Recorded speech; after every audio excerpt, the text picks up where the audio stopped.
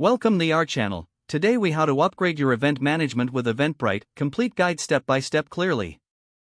To upgrade your event management with Eventbrite, start by creating an account. Visit the Eventbrite website and click on the Sign Up button. Fill in the required fields with your email address and password. Once your account is set up, log in to access the dashboard.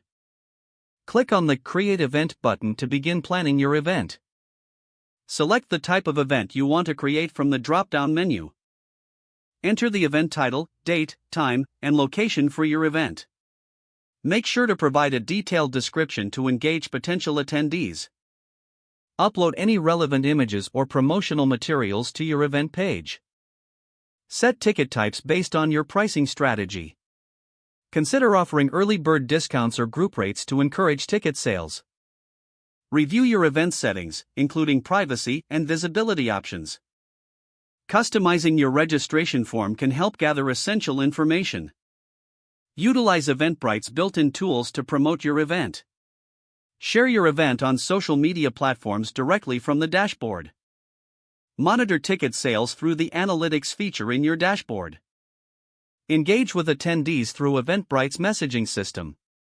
Prepare your check-in process by using the Eventbrite Organizer app. On the day of the event, use the app to scan tickets and manage entry. After the event, analyze your reports for insights about attendance and sales. Use this data to improve future events, understanding what worked well and what didn't. Adjust your marketing strategies according to attendee demographics and preferences. With these steps, you can effectively upgrade your event management using Eventbrite. Start planning today and see the difference in your event success. If the page does not load, refresh the browser or try again in a private or incognito window.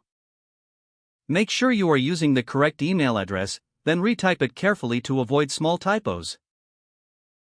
If your password is not accepted, use the reset option and create a new strong password you can remember.